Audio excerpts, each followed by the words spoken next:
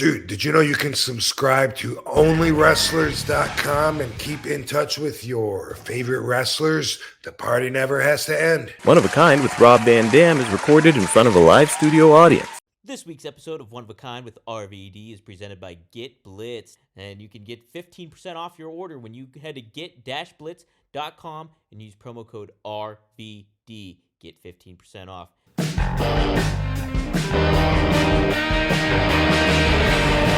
Rob Van Dam! Rob Van Dam! Rob Van Dam!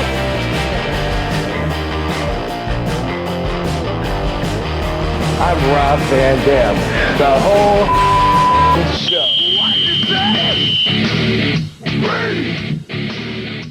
Well, yeah, what's up? What is up? It is a Thursday night. It's trash night.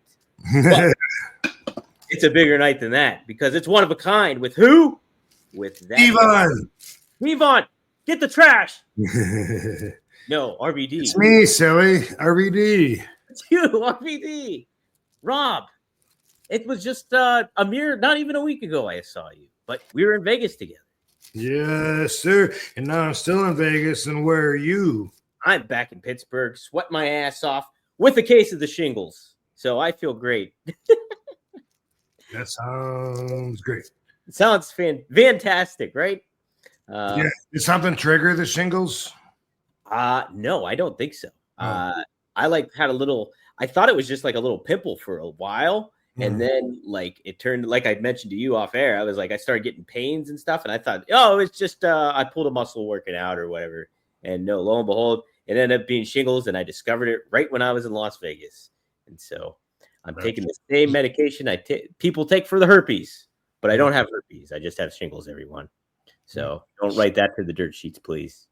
But shingles is a weird thing. It's a weird, my mom used to get them watching me kickbox and fight, and she'd be in the crowd nervous and break out in the shingles. And I know I've had it. I just can't remember the incident, but I just remembered when I was told that, I was like, really? I have that? But I can't remember. But it's a weird thing, right?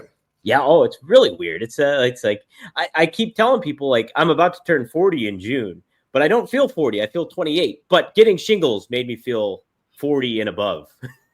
I can't remember what the symptoms were. It's like I don't know. Are you tired and pain? Yeah, fatigue, a little fatigue, soreness, like sharp pain kind of thing. I did try to go to the gym while I was in Vegas. I went like 3 times, I think, but the third time I went, I was really just exhausted and was not able to really do a whole lot. But yeah, so yeah, and like fever-like symptoms almost you kind of have too. So it's like, did you have chicken pox as a kid? I think I did. Okay, yeah, because it's like the later onset of chicken pox. Oh, okay. Is it if you don't get chicken pox as a kid, then you get shingles later, or is it if you were susceptible to one? If you never had it when you were a kid, you still get chicken pox, and it's actually more dangerous as an adult if you get chicken pox if you didn't get it as a kid. But then the shingles is like the second arrival of chicken pox. Okay. So, but yeah, it's hopefully I'm on the outer end of it, and everything will be fine. Good luck with that, brother. Thanks, man. But hey, it's good to be here live with you and live with a lot of our faithful listeners and watchers on here. Maddie Marijuana's in the house. Kyle Z, Triple E, Frankie Torizo, Jem the Dawn is here. Derek Fisher from the Lakers. Holy smokes. Dylan is here. Shout out to everybody. So if you guys have questions. Not Dildo, right? Not Dildo. No, not Dildo. I was bummed. I didn't see Dildo or Bobby at all at WrestleMania. Did you really expect to? I didn't. Well, with the reputation that they've garnered, I thought they would be representing everybody there. Well, I'll give you one guess on why Bad Business Bobby and Dildo weren't at WrestleCon. One guess. Have a big event in Chillicothe. They're kicked out. Whoa! Banned. They're banned. Yes. So all you little Chillicothians that want to keep supporting one of the worst pieces of shit to ever put on a pair of tights, and then and then double down on his shittiness. Just know that about him, that he is there, not welcome at WrestleCon anymore. Wow. Whoa. Well, that's because I mean, like last time we were all together was SummerSlam at their WrestleCon. Not no more. Not no more. That ain't happening. No. How about that? Wow. It was a really busy week. I did get to see a lot of other people. Yeah. I didn't see everybody, that's for sure. And I also didn't explore very much. I was kind of like straight to the table and straight back because I was in a wheelchair and I didn't really want to make a big spectacle of it. I didn't want everybody necessarily to even see me in it. I didn't want them to remember me in it. And so for that reason, I was kind of like in and out. And I thought it would be a much bigger deal than it was, being in a chair. So, which, by the way, DDP winning, bro, what are you doing in a chair? That doesn't make sense. You never get hurt. Like, you don't remember because you wouldn't put it over and refuse to hear me. But when I was at your studios in Atlanta and we were doing the DDP yoga, I had a broken foot and he gave me no mercy. During the class, I'm in the back of the class and my foot hurts so bad. I just broke it 1 or 2 nights before, and didn't have it cast or anything. Hadn't been to the doctor yet. Hadn't had time. And that was the stupid one where I was at the NWA Fan Fest in Charlotte, North Carolina in 2015, August 2015. And me and Phil Baroni were horsing around, completely ridiculously, embarrassingly drunk. And we ended up in the pond by the hotel, and I broke my fucking foot, got a hairline fracture just from like being in the uneven pond that wasn't made for people to walk in. And it was weird, but we were all scraped up from it, and everybody thought that we fought. Nobody would believe us that we weren't even in a fight.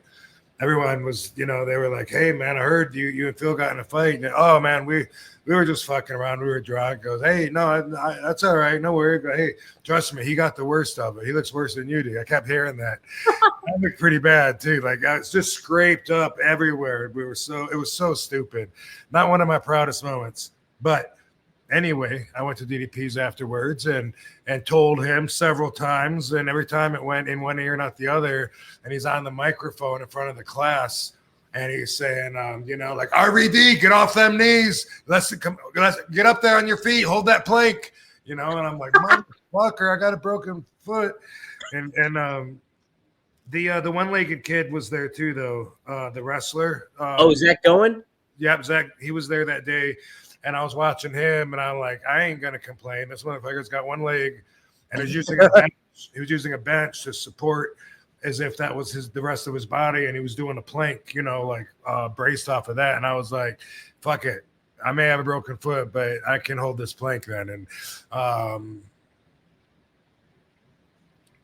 one time I was wrestling Pistol Pez Watley, and this was like 93-ish. And I gave him a super kick out on the floor, boom, side kick, and my base foot slid on some spilled beer on the nasty floor. It just the way that it slid and the way that my foot flexed, I got a hairline fracture. Ooh. That one really hurt, and I was on weight bearing. I remember what that was like.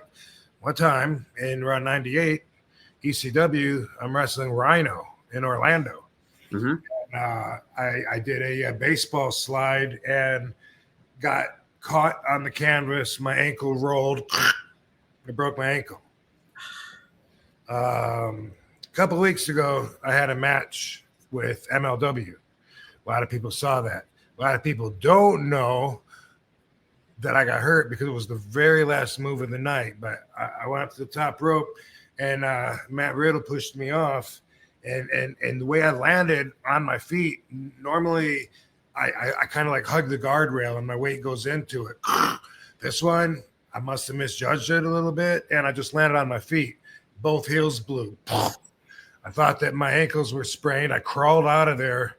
I haven't been able to walk since. And so I got the x-rays. Both heels broke. So it's not something that I'm not used to. I kind of routinely kind of go through this thing. But man, it definitely made me cancel a lot of plans that I had for the next few months. And WrestleCon and WrestleMania week, I made it through all the obligations. By the way, thank you to Planet 13. Katie and I did a signing there. And they hooked us up with a bunch of goodies. So I want to say thank you for that. And we had the Nerd Bar after party on Sunday on 420. Was awesome. I think everyone that was there had a good time. Jem the Don was there. Oh yeah. Yes, sir. Some of the other people that I know, like from Cameo and from out of town, and Sabu was there, Willie Mack was there, Chris Bay was there, I think. Tara Zepp. Oh, The Beauty, she was there, and I think Joey Janela. I saw him sometime over the weekend. Anyway, and the WWE Fanatics on Monday, which a lot of that was private signings. Like I signed, they had a shitload, a pile of Funko Pops, and then a bunch of Money in the Bank briefcase, a bunch of pictures. So I signed like 3 hours probably backstage, and then like an hour or a little more, taking pictures with fans and stuff, whatever. But I was concerned because the very last thing that I had was Monday before Raw, the Fanatics. I was concerned that over the weekend, the WWE was going to hear that I was in a wheelchair and that maybe they would throw the signing out and just say, "Oh, you know what? We understand you're in a wheelchair. Don't worry about it. We got Sheamus instead, or something like that." It just seems like something that they would do, and it was an obligation, a little piece of business that I wanted to make it through all the obligations. I cut out all the fun. I didn't go to Hall of Fame. Katie and I love going to Hall of Fame every year, but didn't do that. Didn't go to Mania or Raw. We didn't go to any fun parties, but I was committed and obligated to do several things over the long weekend, and I hit them all, including WWE, and I was concerned. I didn't want it to be a big deal, oh my God, what happened, and big news all over the sheets like it's going to be now that I exposed it, it's, oh my God, RVD's hurt, and man, all the fans were so cool. Like 95% of them, I think, didn't even notice that I'm in a wheelchair. And the ones that did, they were just so cool. They were just like, "Hey man, heal up. All right, man, can't wait till you get better." Boom. They made it so easy to just brush off. And I just want to thank all the fans for being so cool, because I was really concerned that it was going to be a big deal. And I was going, "Oh my God, what happened? Did you get surgery? Oh my God." But, and it was so not like that. It wasn't even a problem, at least not with the fans. Now, when I had to piss, that was another problem. I don't know. I don't know. I don't know. I didn't, at home, I'm just tall enough to stand on my knees at the toilet and pee in. And in public, not only did I not want to get on my knees on that nasty floor, I didn't want to transfer from the chair to the, piss-covered seat that would be in the men's room. Ladies, if you've never been in a men's room, they're not clean like you. Yeah. And so anyway, man, I had to piss one time, and that was my concern. I fuck, I pee right before I leave home. Hopefully I can, get back in 4 hours. But anyway, I had a building dude that was so cool that was showed me this private bathroom. And then while I'm trying to figure out how to pee and wiggle around and try to get close to the urinal enough, to cover everything, that I ended up putting the wheelchair sideways, backing sideways right next to the urinal, climbing on top of my wheelchair on my knees on the armrest. Oh, really? With my hands on the wall. and that's how I pissed. And the dude was so cool. The building guy, he's like, "Hey, Rob, man, you want me to hold your back or something?" And I'm like, "Yeah, I think I got this, bro. You know, just I'm just slow. Give me a minute. I'm doing everything real slow, like a sloth, because I don't want to get hurt or fall or anything." But yeah, I had to do that twice over the week, and the other time. Katie got to witness me do that, and I was telling her, "No, this worked before. Like, You got it. Do it. I got okay. Get up on my knee here, and then I'm like over top of it. And I'm like, boom! Didn't spill a drop. It makes me really feel for the people that have to live with the extra work that's required. And you know, I'm just grateful. I'll be walking in, you know, a matter of days. And the people that won't be, man, you know, like not that I wasn't sympathetic before, but experiencing this now, how everything and even rolling the wheelchair, it's like it feels like so much work to go so little. Wow. And then if I'm on carpet or grass instead of tile, or it's so much harder. And I just feel like from now on, whenever I see somebody pushing themselves, I just want to go behind him and grab it and say, "I got you, bro. You know where we're going."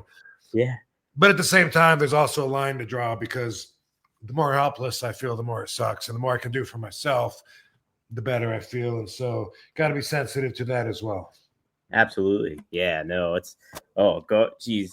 I know, God bless those people that have that situation going on, because it does take a lot of mental strength and you know, physical strength too, like you were saying, rolling around and everything like that. So man, yeah, but glad you're okay. And it sucks that your heels broke. I was telling a lot of people, I was like, I didn't even know you could break your heels. Yeah, it's called a calcaneus fracture. Wow. And the thing is, what I've learned, it's usually from falling from somewhere high and landing on your feet, right? Oh, yeah. But your ankle, your leg, and your shin bone that goes down into your ankle, often what happens is that bone in the shin bone on your ankle and your tibia, like when you land on your feet, it goes down into your calcaneus bone and it makes it explode into pieces. Wow. Yeah. And then when that happens, it's very rare, from what I've learned, that you don't need surgery. And also, when that happens to people, they quite often have pain the rest of their life and have to deal with it, and they feel it when they walk and shit. So thank goodness my feet didn't explode, clean breaks. And, you know, I already can't imagine that I won't be walking by the end of this show. How about that? Well, he's old man. But yeah, and then boom, it explodes, and then you got to get a screen put on it. You put all the pieces back and put a screen to cover it and put screws in to hold that. And I was just thinking, like, no, if they want to do that to me, I think I'll just crawl. You know, I'll just keep crawling. Fuck it. I'm learning to crawl. I did it when I was a baby. Now I got my knee pads on. You got the knee pads. Yeah, and I got my MMA gloves because they got thick padding on the knuckles from walking around, because I've scraped my knuckles up. Oh man, I busted them up because it's rough, dude. That looks like you're fighting Phil Baroni. Oh my god, man, somewhere there's pictures of that. Actually, on my phone from that. Now that I think about it, Yeah. But we were so scraped up, and the worst part was my friend Tommy G recorded video of it and played it back for me the next day. And I don't know if you've ever had to watch yourself drunk when you're sober, but oh my god, I was just like, dude. And he goes, I know, that's why I'm showing you. You know, you need to. I want to let you know. You know, you need to cut back. You're going too far. And this was during that fun time when I was drinking a lot and through the divorce area. And yeah, it was ridiculous. I was embarrassed to hear myself being like, hey, fuck you, Phil Baroni. You ain't gonna do shit. Phil Baroni? We both were like that, man. But spring is here, and you want to look good. Moving into spring, getting ready for summer, getting ready for the sunlight out, the rays hitting you. You want to look good. You look good. You want to almost say you want to look perfect. You won't look any more perfect than using Perfect Jeans. And I tell you what, you won't feel any more better this summer and spring with Perfect Jeans. I tell you what, they have the best, no doubt about it. This is a legitimate shoot. I am taking the Perfect Jeans with me to WrestleMania week this coming week. They are my favorite pair of pants I own overall, and I will be rocking them. I'll be rocking the Perfect Jean in Las Vegas at WrestleMania week. So you should be on the lookout for that. But you should be on the lookout for our special code that we got for you guys in this special offer this week. The Perfect Jean is something that me and Rob, we got early on here. And I can't speak highly enough, like I said, of it. And I got the light blue kind, which was such a cool looking pair. And they fit me great. The form fitting is everything. And they stretch great too. So much good stuff. The Perfect Jean always has free shipping and exchanges and returns. You have a peace of mind knowing that your order is completely risk-free as well. So Perfect Jean doesn't stop at just jeans. They've also revolutionized t-shirts too, which is cool. The Perfect Tee has enough to stretch and hide that beer belly while accentuating your arms and chest for that flawless look. It's as soft as butter without shrinking in the wash. Like all your other tees, it's perfect. So it's finally time to stop crushing your balls in uncomfortable jeans by going to theperfectjean.nyc. Our listeners get 15% off your first order plus free shipping, free returns, and free exchanges when you use code RVD15 at checkout. That's 15% off for new customers at theperfectjean.nyc with promo code RVD15. After you purchase, they'll ask where you heard about them. Please support our show and tell them that One of a Kind with RVD sent you. F your khakis and get the Perfect Jean. It was a bonding experience. It was. Yeah. That's like those Scared Straight videos like that they would do on like fucking Sally Jesse Raphael or Jerry Springer, where they'd like bring the military guy in there and scare the kid. Hey, watch this video. Hearing 5-10 seconds of myself was enough. I was like, okay, yeah, I get it. No, I don't need it. That was hard. By the way, I hope Phil Baroni's doing good. Last I knew, he was in a Mexican jail for murder a couple of years ago. So I don't know what the update. I heard, but I don't know for sure if it's true that he was out, and I hope so. I don't know. I guess I got to look that up. I'm sure going to that was big news for a while. Was that he was in Mexico and his girlfriend at the time, I guess, him and her got in a fight, and his story was that he left to go buy some cigarettes and came back and she was dead in the shower. Wow. And and then I don't know, exactly what happened. The truth, it was a very bad place for him to be in and down there and everything, but I don't know what the latest is. So I'm looking right now. I'm only seeing like the news where he was arrested. Could get 50 to 75 years in prison for alleged murder. Saw violent temper. That was in January 2023. All this stuff is from January 2023. Nothing on him being released that popping up, huh? No, I'm not seeing anything regarding that. So, geez, I'm not sure about that one. Yeah. Wow. Somebody does have an update or anything, put it in the chat here and let us know. Please. Yeah. Jeepers. Who did you get to interact with that was a lot of fun over the weekend that you were kind of unexpected to you didn't expect to see, or that you hung out with a little bit? Like I said, I was just at the table. I was busy the whole time. Like, imagine that. RVD had one of the biggest lines. Yeah. As I always do. But Mike Tyson, I understand, crushed you the day he was there, that the line was ridiculous. But I didn't, I would like to have said hi to him too, but wasn't really proud to be rolling around in a wheelchair. It sucks, Yeah. So, Trying to, it sucks for me and my image and just feeling helpless and, like people know, Oh, yeah. I can't remember how I was. Who else did I see? Well, okay, so I was sitting by Rhino and Sabu, and on the other side, Foxy and J Rod. Do you know who J Rod is? Oh, No, I don't think so. Well, let me just tell you, I'm in love with J-Rod also. So Oh, is she the athlete, the pure athlete? she's got. I guess I don't really know where she's got a great body.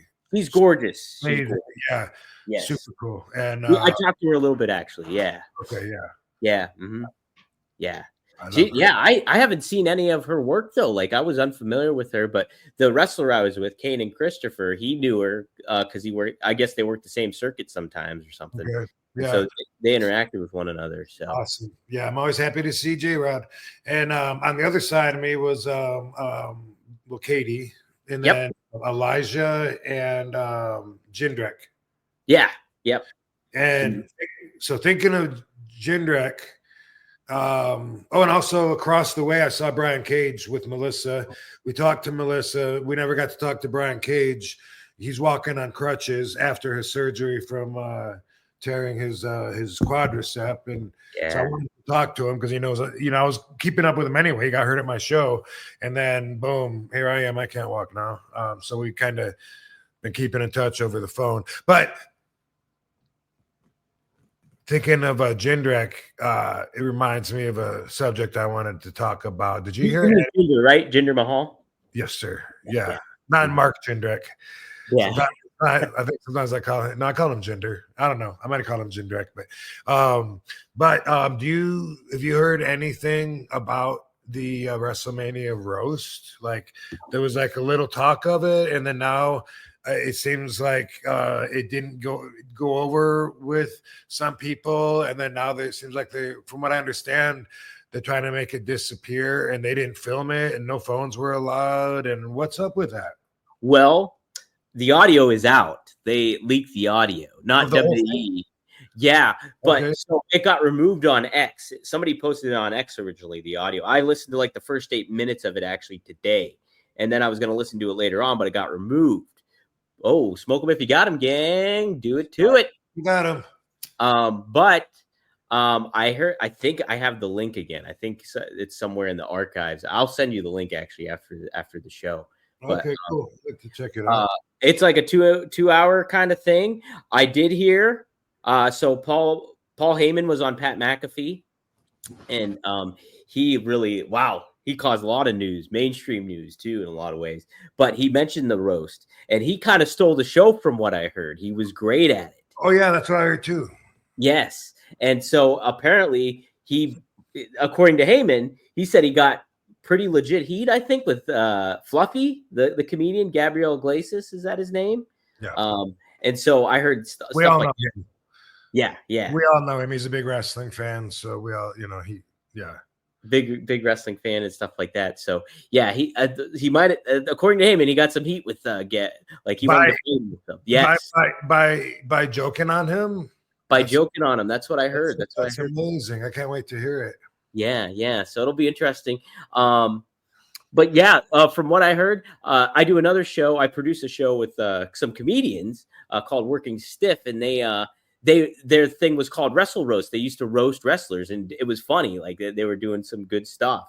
And so a lot of them were talking about how some of these comedians weren't that good at it necessarily. So I don't, it got like kind of mixed reviews from what I heard, but some of the jokes did get a little heavy, I guess.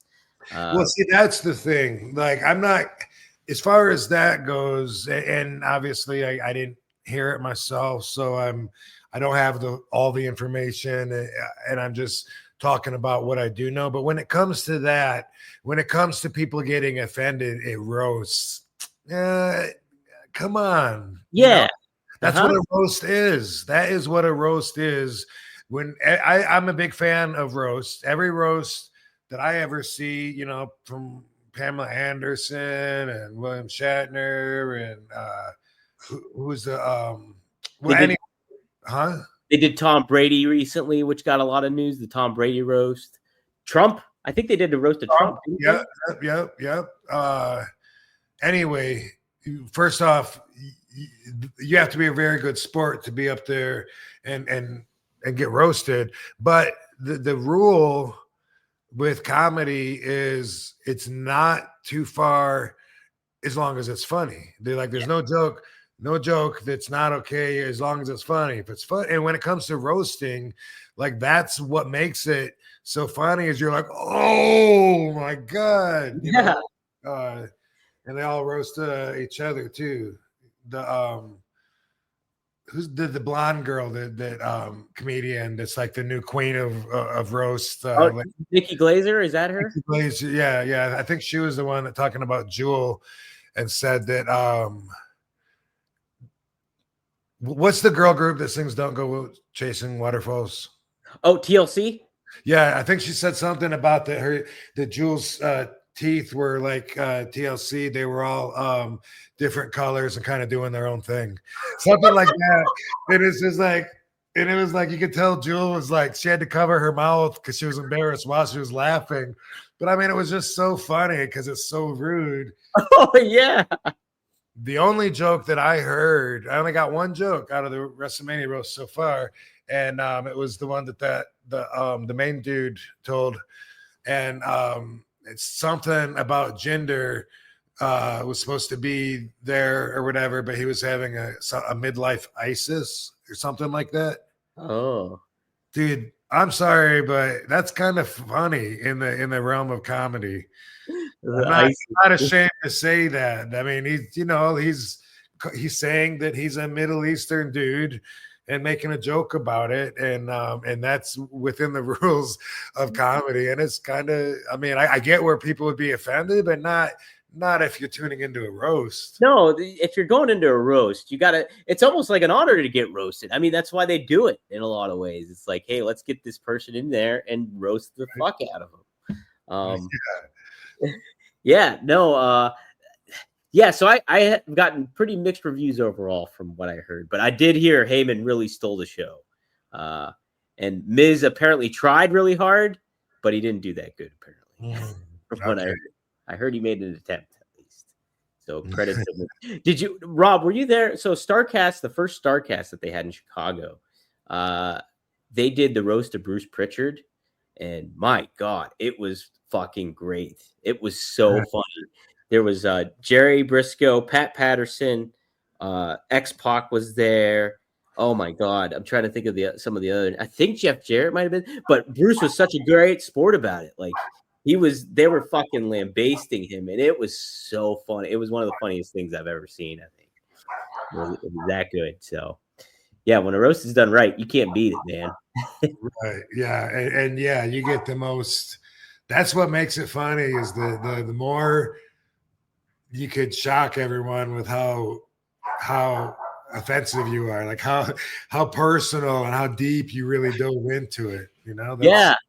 Whenever somebody, I mean, remember that happened years ago, wrestling roast, and Scott Hall got mad at somebody for. Yeah, so that was at the roast of Iron Sheik, and actually Sean Oliver was the one that put it on, like hosted the whole thing. Okay. So that was the roast of Iron Sheik, and it was Jim Norton. Jim Norton, the comedian, he was on Opie and Anthony. He really got a lot of popularity on there. Scott Hall was unfortunately under the influence at the time, heavily under the influence. Oh. And so Jim Norton made a joke about Owen Hart. And so Scott Hall, while he was inebriated, confronted Jim Norton about it. So that's kind of what unfolded with all of them. Do you know the joke, any chance? Just about his death. It's something regarding his death. Something about him falling, probably. Something to that effect, I think it was. And so Scott Hall went to bat for him, but he was just under the influence. And it was, pretty bad situation. Hi, baby. Welcome home. Kitty. Hey. So yeah. But that was interesting. I didn't expect to hear anything from it, but sure enough, it got leaked out. So yeah, I would like to hear it. Yeah, I'll send it to you if the link is still up. But hey, another thing that really caught traction over the weekend, and I personally thought it was the match of the weekend, did not occur at WrestleMania, but it was Sabu's last match against Joey Janela, GCW. Did you get to catch any clips of that or see anything? Yeah, I saw the same clips that were repeated a lot on Instagram. Him, Sabu bumping through the ropes to the floor with the barbed wire, and and the chair missing Janela and getting in the barbed wire, and it looked, and the comments looked good. Like fans seemed like they were pleased and not disappointed. Right. And I thought I told Sabu, I was like, it was a fun thing to watch, honestly. Like it was. And like, I think they had like Fonzie appeared middle of the match. And like, so he got a huge pop with the chair. And then Enter Sandman came out and he went through the crowd. It was a really well done, orchestrated kind of like, I don't want to call it a schmoz, but that's kind of how they did it in a certain way to make it like complete, I think. And it was just a lot. I thought it was a good match. People are kind of criticizing like it being that kind of match that you were criticizing, like when it comes to that thing. But I thought they told the story. They didn't like the risks that were taken were not that bad, to be honest, when it comes to the barbed wire and everything like that. But it was like, I don't know. I enjoyed the match, Rob. I thought it was great. And does Joey Janela own GCW? No, he's just a big part of it. Brett Lauderdale is the owner of GC. Oh, okay. I thought it looked cool. The neon lights that said Joey Janela's Spring Break. Like that was the name of the show, right? Yeah, that was the name of that was Spring Break 9. So this is the 9th one that they've done. Oh, yeah. And that theater is cool. The Pearl Theater out of Palms Casino. It's a neat atmosphere for a wrestling show. Yeah. Yeah, it's really well set up. The Pearl? The Pearl, yeah. Yeah. Have you been there before? I have. It's been there a long time. So I've seen different MMA shows. Might have been the first time I went there. I saw sumo wrestling years ago there. Well, yeah, you were talking about that. That's right. I remember it was a big deal that the sumos were doing a tour here in America. Yeah. That was fun. That's pretty neat. And then the night before they had Bloodsport, that Josh Barnett's Bloodsport thing, and Natalia was a part of that. And I guess, which was really neat to see. And she like had a different look. She wrestled a different kind of style, and like I think she was really happy with how that all turned out for her too. So that was pretty neat too. Yeah, that's awesome. There's a lot of activities, a lot of stuff going around, happening. Absolutely. Here we go. Let's see. All right, here's a super chat here. Ricky Jordan, thanks for the $5. What does Rob think about Stone Cold at WrestleMania, and does he have any cool Stone Cold stories? Yeah. Did you catch any clips of Stone Cold at Mania at all? I know that he hit the lady, that he hit the barricade and the lady took a bump. She took a bad bump. That was the worst bump I've ever seen. Delayed bump. Very delayed bump. Yeah, seen that a lot. Seen that footage a lot, and actually, that's all I've seen of Stone Cold. I think. Okay, so he just when he went out there, he announced the attendance. So he just the attendance for WrestleMania that night, and then what'd they say? 41,000. I think it was like 60 something thousand. So in total for both nights, it was 124,000 something. Nice for the whole weekend. But he was all over the grid. Like he got inducted into the Hall of Fame again with the match with Bret Hart, the WrestleMania match, and then he was also he was part of the what you were at too with WWE World. He did like a talk show on there, and it was cool. He told some great stories there. It was neat to see Stone Cold throughout that whole week because he was very much Steve Austin. But then during that Hall of Fame on WrestleMania Saturday night, he went out there with Bret Hart, and he was like in full character mode, like Stone Cold, like not stone-faced, just badass kind of mode. And I thought maybe he was going to get involved in the main event with John Cena and stuff like that because he was kind of getting in that mode, but it ended up not happening in the whole four-wheeler thing. But yeah, so it was neat to he had a good weekend. It seemed like a very busy weekend though too at the same time. So awesome. My birthday brother. That's right, December 18th. How about that? And Trish Stratus too, right? Is she the other one? Yep. Big Trish Stratus. She's the other wrestler. Plus DMX, Christina Aguilera, Steven Spielberg, Brad Pitt, to name a few. Holy shit, that's a heck of a birthday. Wow. Man, December 18th. Mark that on the calendars, everybody. Mm-hmm. Do you have any?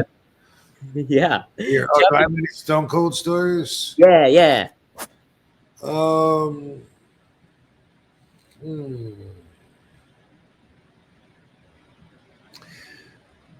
I'm trying to think like if there's anything off camera, like we don't really have a lot of time hanging out together,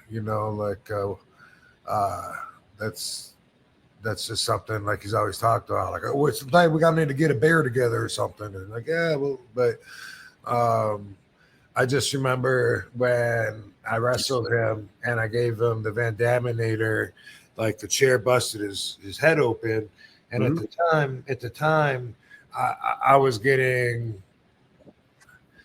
Well, it'd be fair to say I was getting heat, even though it wasn't hurting me, but I was definitely generating heat. Let me put it that way, generating heat by busting people open in WWE. Like 2001, shortly after I got there, when I got the hardcore title, and people that were taking the Van Daminator were getting busted open. And it was like a lot. I mean, there was Jericho, there was Raven, there was Test. I think Booker T, not that he would be upset, but and Kurt Angle, and man, so people were talking. Yeah. Behind my back. No one's saying shit to me. No one's saying shit to me, but I was aware. That there was and Kurt made me aware because he said, man, I'm sorry about what my wife said. Please just ignore her. She had no business even saying that. She knows what she's talking about. I'm like, well, what are you talking about? I go, oh, you don't know? And I was like, no, you'll probably hear about it when you do. Please just ignore it. I'm sorry. She shouldn't even be doing an interview anyway. And she said some stuff, because when we wrestled, I got busted open, and so she said, you need to go back to they need to send you to Ohio Valley to learn how to wrestle or something like that. Uh-huh. Yeah. Boom. I got stone cold, like the top guy at the time, and I bust him open, and I'm like, okay, let's see if I'm finally going to get in trouble for this, or, it's starting to add up, and see if is it still cool or what. And when I saw him, like, hey, yeah, sorry about the the fucking potato there, and he goes, oh, that's all right. I knew it was going to happen. And I was like, cool. He's all right with me. All right with me. Yeah, Stone Cold's great. He was telling some funny stories too. He said this one story how him and Nash would rib each other. When they were in WCW together, when he was like Stunning Steve and Nash was Oz, that they would rib each other by trying to find the cheapest, shittiest hotel possible and booking it for themselves because like they wanted to save money, but it's also like at the same time, how shitty can you get? Like basically. So that reminds me, like way back in like 98ish in ECW, we were in Baton Rouge, and Taz was telling me that Stone Cold rents like an economy car just to save money, and that he was saying, why don't you drive a limo or something like that? And instead he gets like a little small 4-door. I don't know if it's true or not, but that just goes with what you're saying there about trying to get a cheap hotel and save money. Oh yeah, no, he's notoriously frugal, I think, from what I've heard on the road. And a lot of the times he would just drive by himself. Like he wouldn't have a partner to drive with or anything like that. He would just go on the road by himself. It's more expensive that way. Yeah, that's true too, right? Man. All right, another super chat. Is this just Jem the Don shouting you out, saying thanks for being awesome part of my weekend, Rob. So definitely saw ran into Jem a few times over the weekend. That's awesome. That's I forgot he was going to be there. That's sweet. I know. I showed up to the after party, but I showed up too early. It was like right after the show ended, and nobody was there basically. Oh, okay. I was there for just a hiccup. Yeah, but okay. Mm-hmm. And then, but then the midget wrestling started. Like, was that already going? No. Okay. So this is the funny thing is so my brother Luke was there, Marcus was there, and the wrestler Kanan was also with us. And so I was kind of giving him a little tour of the place. I was like showing him around, and like I was like, oh, there's the big penis that you can ride. And then I was like, oh, here, let me show you the little midget wrestling arena and stuff like that. So I walked over and like I tried to open the door. I was like, oh, it's locked. It's not, nobody's in there. And sure enough, they opened the door, and I'm like, oh, hey. And I was like, I was just gonna show them everything, and they were having like a meeting. Oh, okay. And so I was like, oh, sorry. So they didn't get to see it. And I was like, oh, it's all right. We could go. But Yeah, you got there early. I got there pretty early, yeah, because it was right after WrestleMania ended. And then where'd you go? Where'd you go from there? We just went back to the hotel. Oh, And I passed out probably like at, I don't know, like 11 or something. No, not even probably. I didn't even stay up that late. But yeah, long day it was. But it was fun, though. All right, here's another super chat. Frankie Terrizzo always asks the good questions. Thanks for the $5. What are some of the dumbest or illogical pro wrestling moves in your opinion? When you were kickboxing, what were some of your best techniques? So dumbest or most illogical pro wrestling moves in your opinion? I know one that we were talking about. yep. The Canadian Destroyer, Yep. Mm-hmm. and also trying to think if I know what it's called. The Spanish Fly. Yeah, I was trying to think of that. I didn't want to tag you in because I thought that was going to come out. But yeah, the Spanish Fly is another one. Mm-hmm. And I'll tell you another one, and it's the way that they do it. I used to walk on the rope. Me and Sabu would do that. We were wrestling each other, walk on the top rope, when you're holding the other person's hand. But like say Sabu's got my hand, I'm like working like I'm trying to pull my hand loose, or else I'm grabbing his feet, or punching his knees or whatever. But instead of doing that, they grab someone's hand and they go, and the person just does this, and they hold them and they spot them. Yeah. What are they possibly thinking? Like, there's no way in their mind that they're thinking that they're in a competition. There's no fucking way. That's the kind of thing that aggravates my sense of wrestling. My foundation of old school wrestling is when I see them, and it's so obvious to me that they're missing out on being in the middle of a fight. You don't just stop, and they do that. They're just like, okay, I got you, and it looks like they're spotting them. Yeah. 100%. They're spotting their opponent while the opponent's shaking their ass or whatever, walking on the top rope. The wrestling stops when they grab their hand and go up to the top, just like it stops when someone's going to dive now. Everyone just stands there and looks, and they stop what they're doing. And I hate that. I hate that. Grab your fucking, please, put your hand on your lower back. You know what I mean? Or something for me.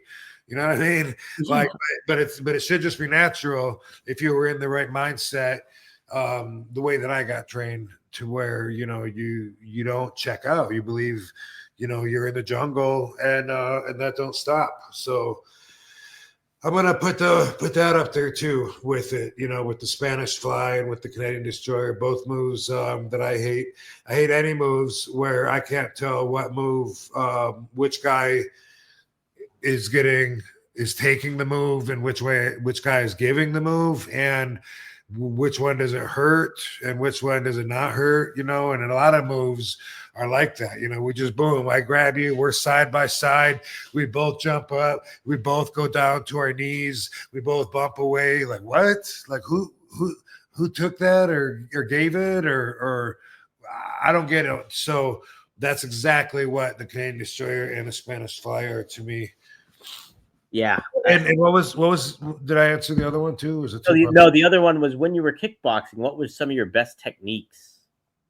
One of my best techniques was that I was durable, which meant I could take a good punch. Oh. Yeah. But eventually, when I learned how to jab really fast, that was one of my best techniques, because I notice a lot of, not professionals, but people in general, like when they're hitting on their heavy bag, if they're right-handed, they completely throw their left hand away. It's a throwaway punch. To just go like 1, 2, 1, 2, 1, 2. But that one can do some fucking damage. Like, why you're just throwing it away? It's a waste. And they're just like, since it's not their power punch, they just barely tap, like boom, bam. And really, if you got a really good jab, bam. And if you get good at disguising it and throwing it fast, then it'll rock somebody. Rock them with the jab, and then maybe you got him a little senseless, and that'd be an easier target for you to come in with the power punch. But a lot of people seem to waste the jab. So that's something that I'd say was a good technique, was the speed and my ability to get the jab in. Wow.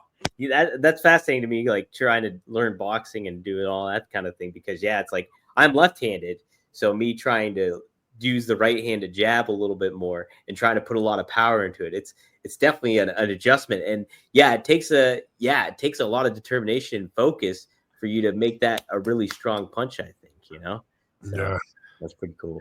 And it's your lead hand. If your power hand's behind, then it's your lead hand. So it's obviously a lot closer. And so you got to make up for the lack of your shoulder being, really behind it, and your weight and your body torquing behind it. You got to make up for that with the speed, because it's in front of you, and you got to pop, boom. And then how do you disguise it in certain ways? Is there a certain strategy that you can do to disguise your jab and make it look?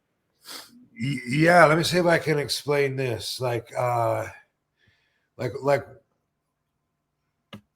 more straight that my hand goes towards your face, the harder it is going to be for you to see it, because all you're seeing is, like, let's say a glove, and as it gets closer to you, it's just growing in size, right?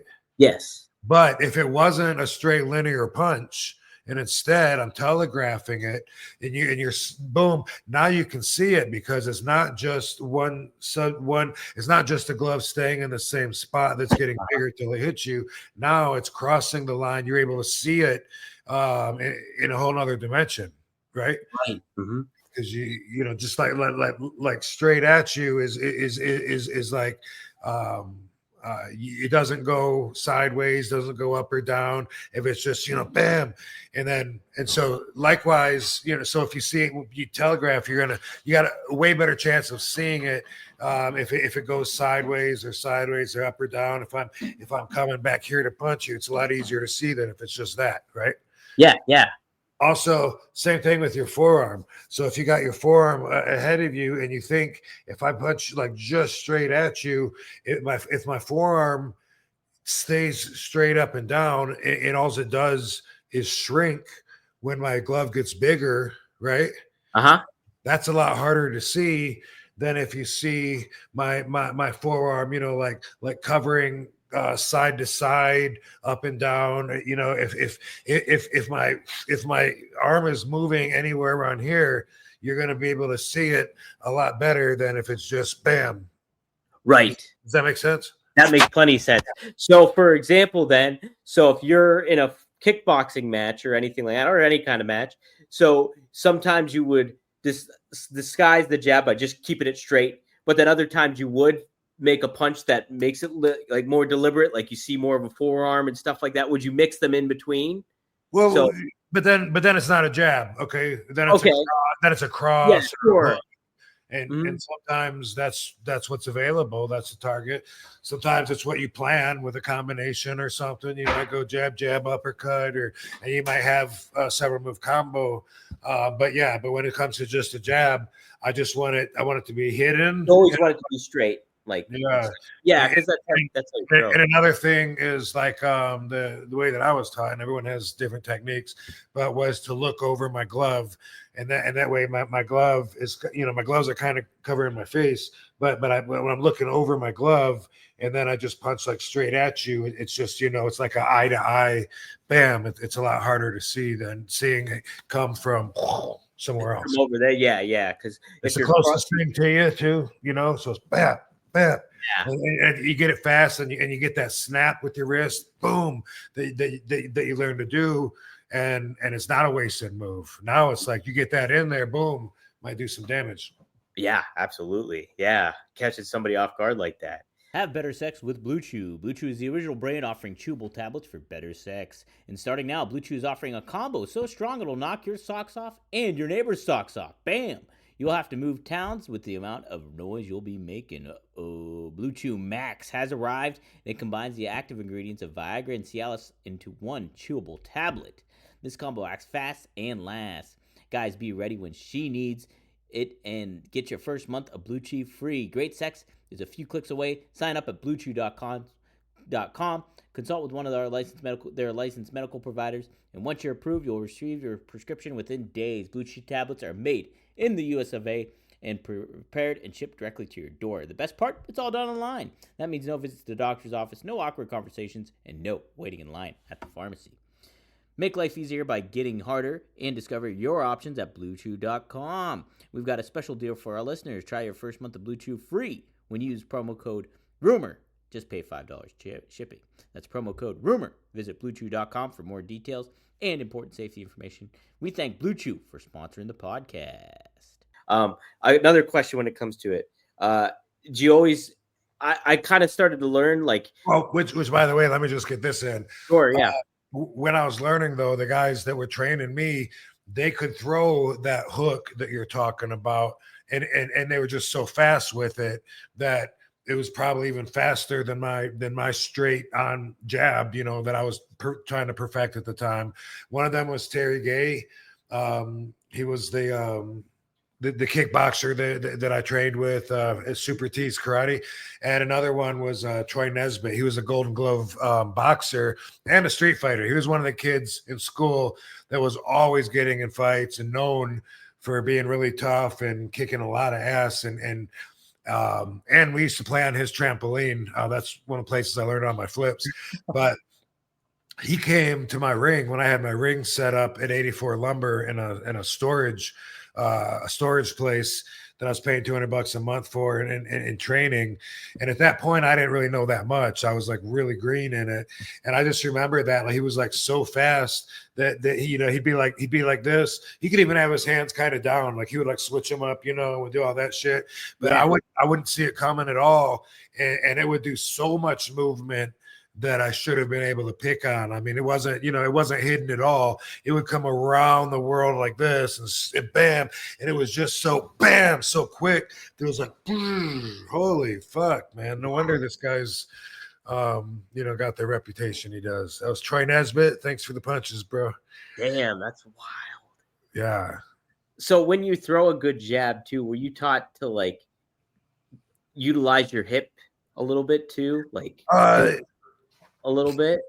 Is that something that added to the strength, I guess? And that's kind of what I've been learning a little bit. But yeah, it's a little hip, it's a little your shoulder, but you gotta learn to do it in a way that I don't know if I could teach or not, because that could slow you down if you're focusing on it, but it needs to be behind your punch, just like if you're pushing your car and it's a neutral, you need to have that behind you. But your fist still needs to lead the chase. It's hard to explain, but yeah, it's the shoulder and the hip and your foot even, like your your lead leg is gonna take the stress and the weight as you lunge forward with that, and pop. Might, like if it's real close and shit, then you might not move your waist, you know what I mean? Like if you're like pop, if you're like real in close, but it still has to be there. It still has to be like tight and strong and pushing. It has to be pushing behind it. That makes sense. That makes a lot of sense. Oh, okay, good. Yeah. Okay. One final question. I remember you telling us in previous episodes that Blackjack Lanza taught you how to throw a working punch. Was you not throwing a working punch, was that because you were so used to throwing those kind of jabs and stuff like that, and that kind of how you adapted that into the wrestling? 100%. Yeah. Mm-hmm. Yeah, and I never got taught to punch like at Sheik school. It was all about grabbing and bringing them in close and really grappling and shit. You know, it was Yeah, yeah. it wasn't about trying to throw work punches. It wasn't about camera angles. It wasn't about TV wrestling. It was about learning the foundation and then we knew what we were watching, so you know we could expand on that when Sheik wasn't around. But yeah, absolutely. Like the punches look like shit on TV because I wasn't telegraphing them, you know, and they were just bip bip, and they look like crap. So you do the opposite if you're doing a movie or if you're in wrestling where you want a really dramatic punch. The exercise that I learned at Storm King Mountain's action movie making weekend seminar that I went to a few times, but there's the exercise that we learned to throw the punch is you reach behind you like you're grabbing a bottle of beer off the bar to hit somebody with. So when you punch them, you come way back here, crack. Oh, Yeah. You grab that bottle, and that was an exercise that we learned, and that's the opposite of what you want to do in a boxing match or a real fight. well, the funny thing. So I was on set for Creed, the one Rocky movie, and it was Michael B. Jordan and Tony Bellew. Tony Bellew is like a legitimate like boxer and stuff like that from Britain, and they literally went through the whole round to film. Like they would box the whole round out, and so but then Stallone, I remember Stallone stopping the whole thing, and then he gets in the ring. And so they were doing like really regimented actual boxing kind of thing. But when Stallone did it, he's speaking to what you were saying, like making it for the camera. And it was like, damn, that's a Rocky punch right there that he's throwing, and like showing them how to do it in a different way. It was pretty fascinating stuff. Yeah. Yeah, pretty cool. All right. Yeah, I actually had training to do it in movies at those the action movie making weekend seminars that I went to. I did like 2 or 3 of them. Had a lot of fun at those, and that is how I got hooked up with my first movies that I did too, because they were, you know, casting and there was a tryout at the end of it. That's how I got cast for Blood Moon, first Super Fights, and then Blood Moon. Holy shit. Yeah, from this thing that I paid like a mark and went to Hudson on the Hudson River, Storm King Mountain in New York. And that's where I met Keith Hackney. Keith Hackney was the White Tiger. He was in UFC, the dude that knocked the big dude. Oh.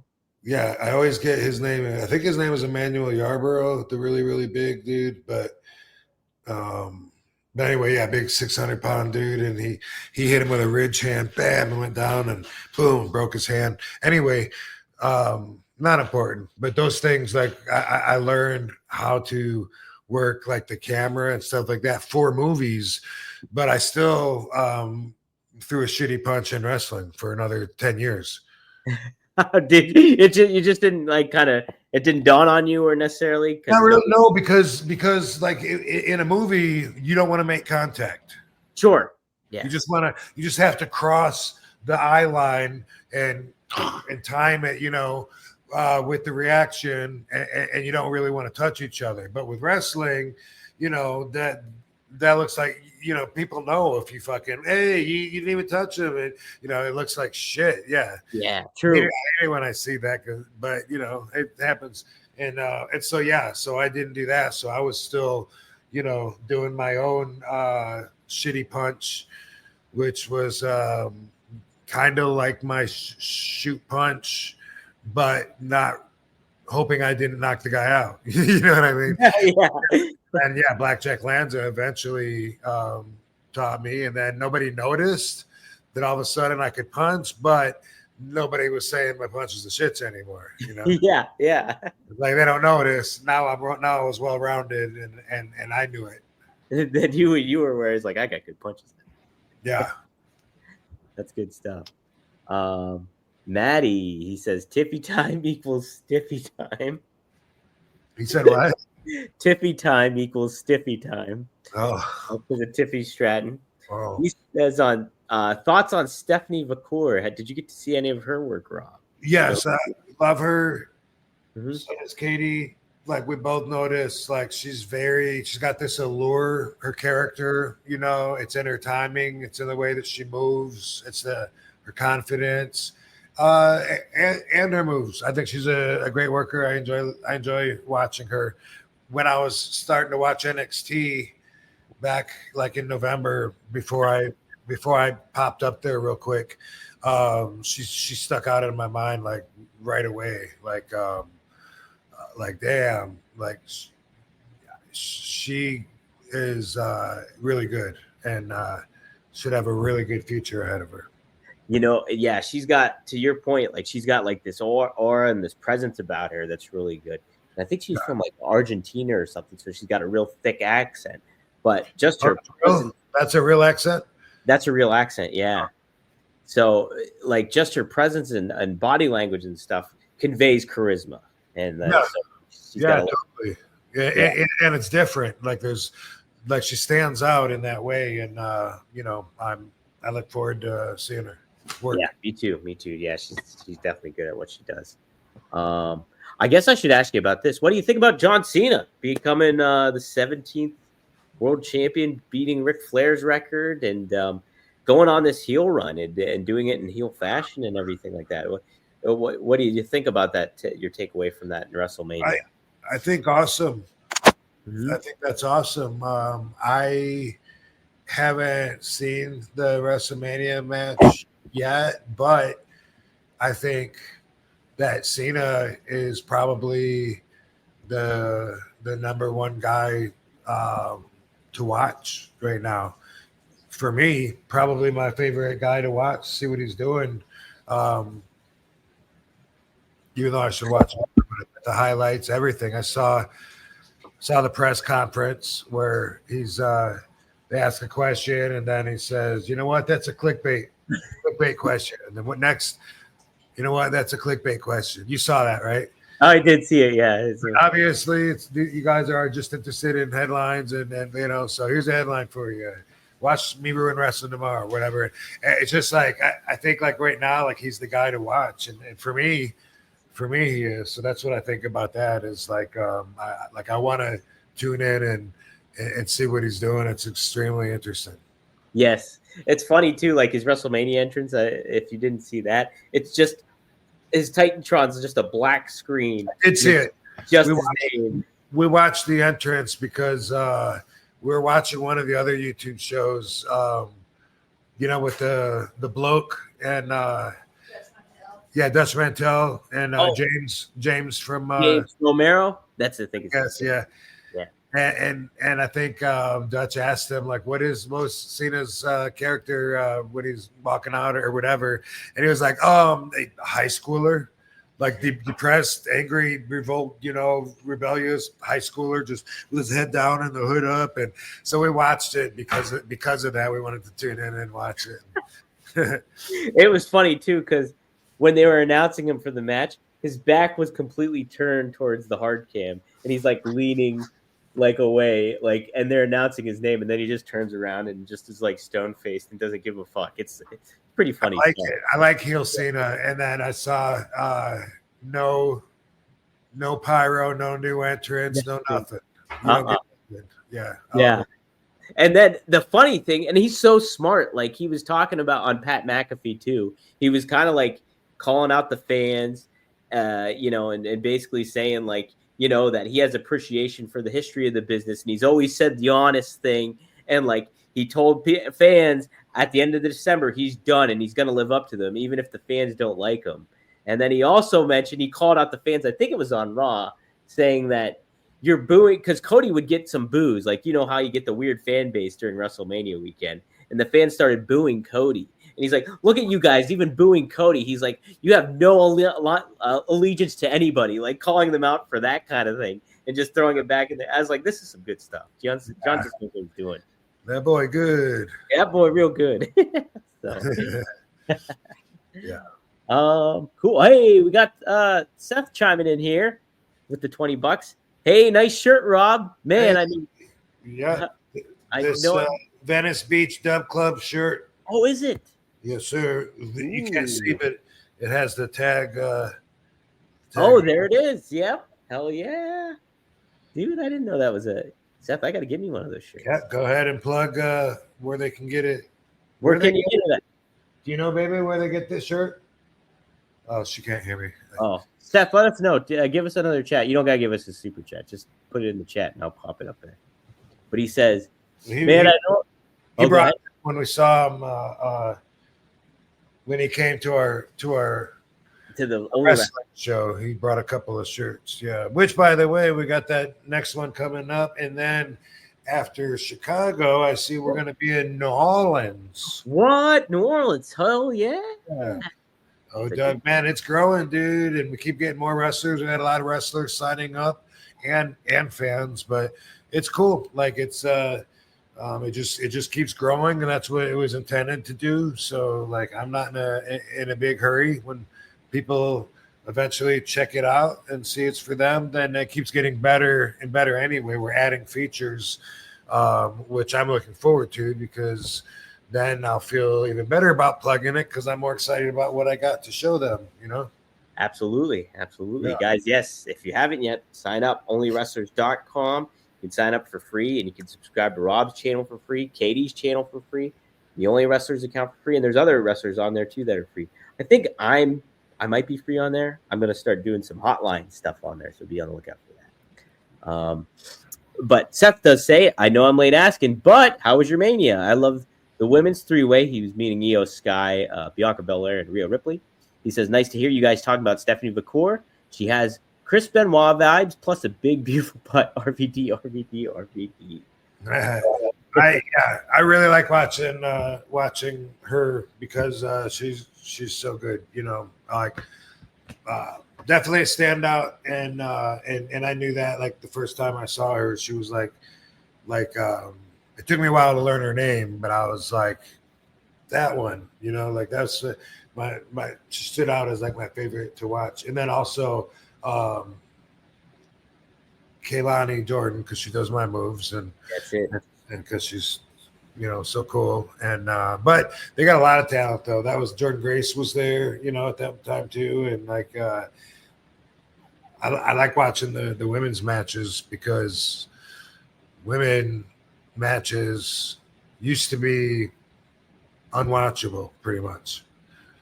And so to see it come from there to where a lot of them are divas, there's still some women still come across as if it's unnatural for them to actually fight, and so but the majority, there's some weakness, and I'm not even sure which company. I'm just saying in general. Sure. But whereas I don't think for the men that there's room for weakness anymore. You know what I mean? Like say in 2001, there could be a few guys on the card that really, by a lot of reasonable standards, weren't that great, didn't have that much potential, weren't that marketable, that interesting, whatever. They were just big, or they were just wrongfully pushed. And I always say there's not room for that anymore. There's not. There's just, like if you're on TV, you're already at a standard that's like really good. And that does include the girls. But if I do see some weakness during the show, or something that looks like they're lost and it looks unnatural or whatever, it is still, I think, more the women than the men. But maybe that's because there's so many more women's matches now than there used to be. I don't know, but either way, it's come a long way, and I'm glad that it did.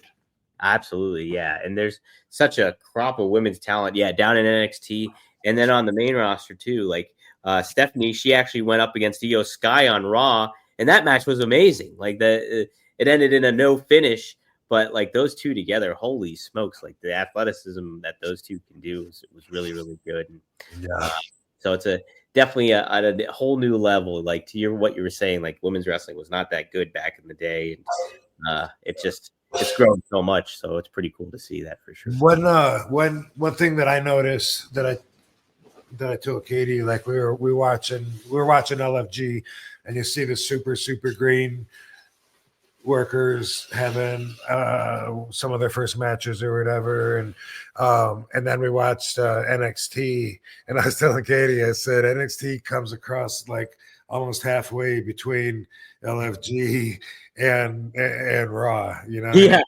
And it did, like not really halfway, but kind of though, Yeah. There's like that in between where it's just like Yeah. there's a little bit more development that needs to happen and stuff. Exactly. Yeah. What do you think of the LFG show overall? Do you like it, or how do you think that's presented?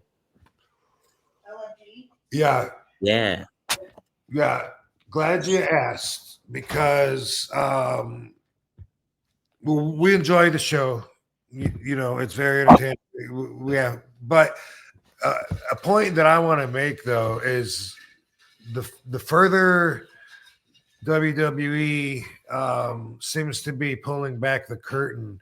I'm sure you saw a preview for a show where they say they're pulling back the curtain. It shows them all in a meeting.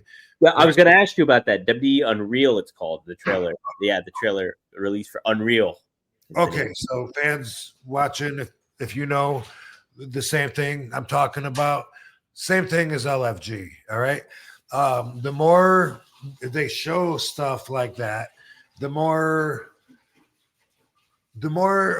fans do learn.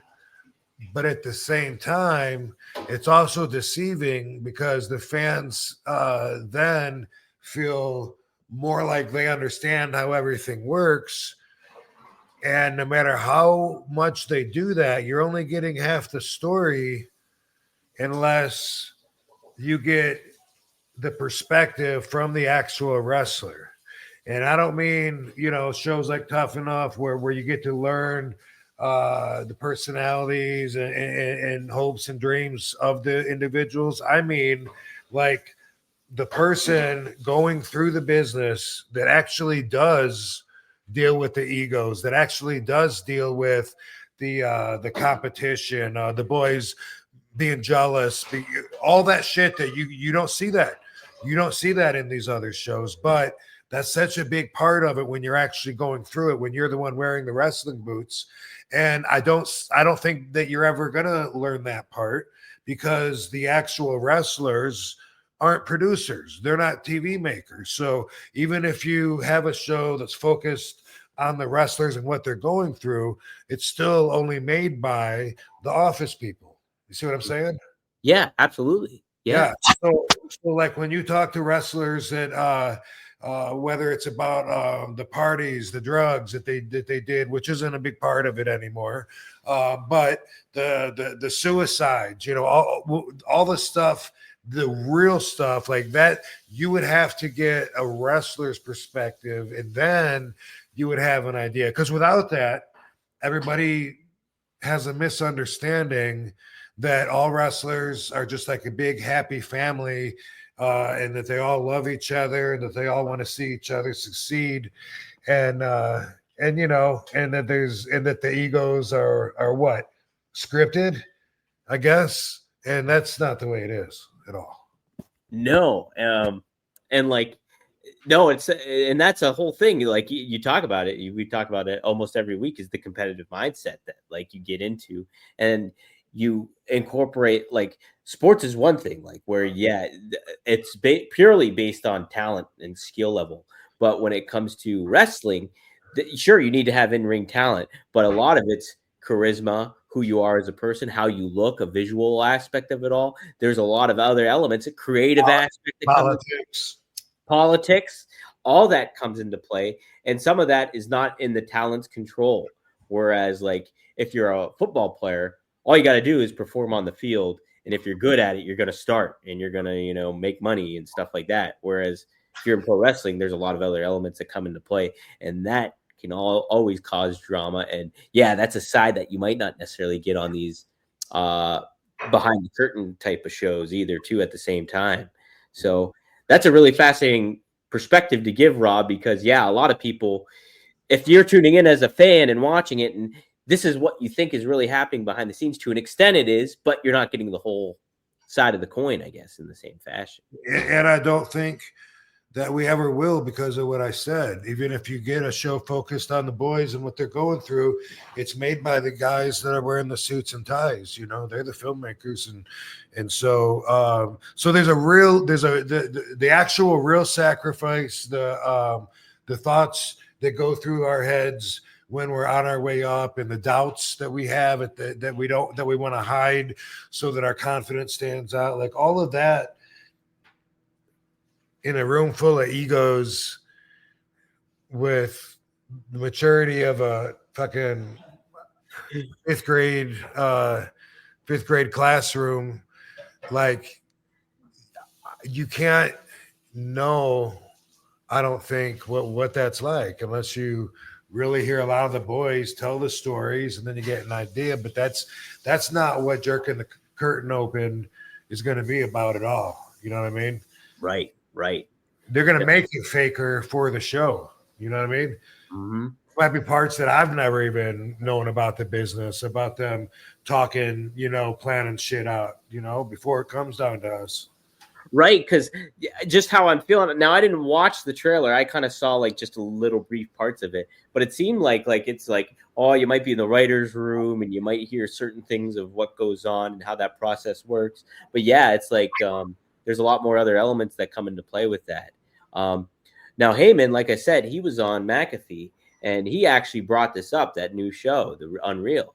He said he was talking about like that he's very old school in mindset and like is very like simplistic in how a match and everything should be executed, and like the good versus evil aspect, all that kind of thing. So this that whole thing is not necessarily what he would necessarily is his cup of tea, but he says you either hop on the train or the train's going to go on without you. And so he mentioned that he was like, so they asked me, is like, if they asked me to put a mic on for this Unreal show, I'm going to do it because it's like, I want to be a part on the train and stuff like that. So he gave that other perspective of like, yeah, he might not necessarily agree with how certain things how wrestling is presented and how the curtain is being pulled back, but he's willing to do that to kind of adapt to how wrestling is evolving, quote unquote, or so. So I've heard myself say almost the same thing to somebody. It's like it's happening either way. So even though I'm stuck to my old school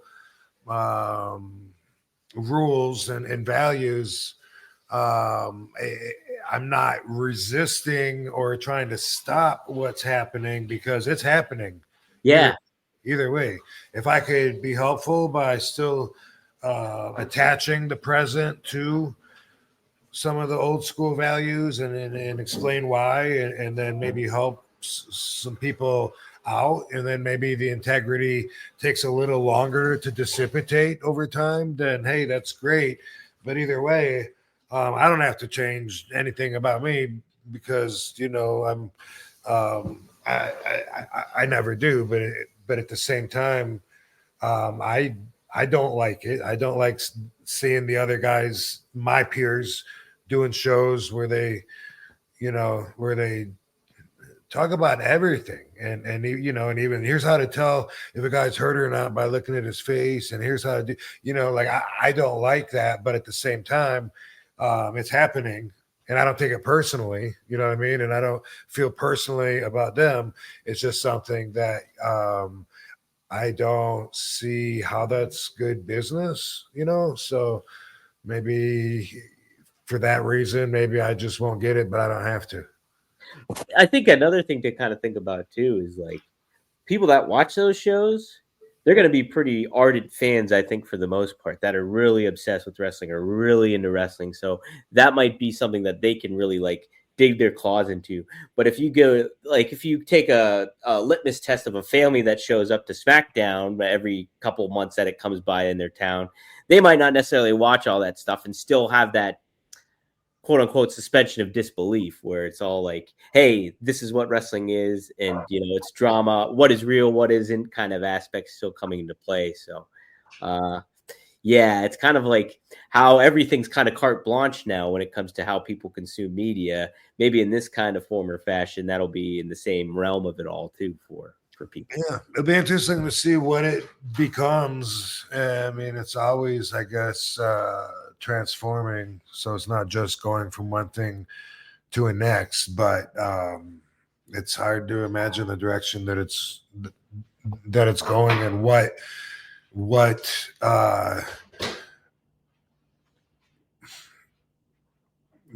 approaching the professional wrestling industry with a completely intended, transparent view will do to the business.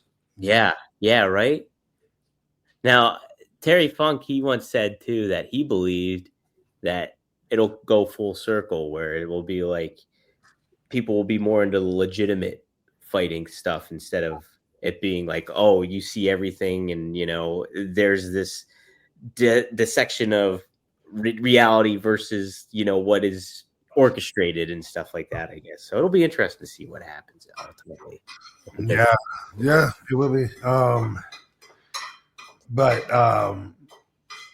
either way, I can see like it's like there's a whole different depth to kayfabe now, where fans think that they understand a lot more than they do, and because that's the status, that changes the way that you present your and showcase your package to them, what you're giving them, your product.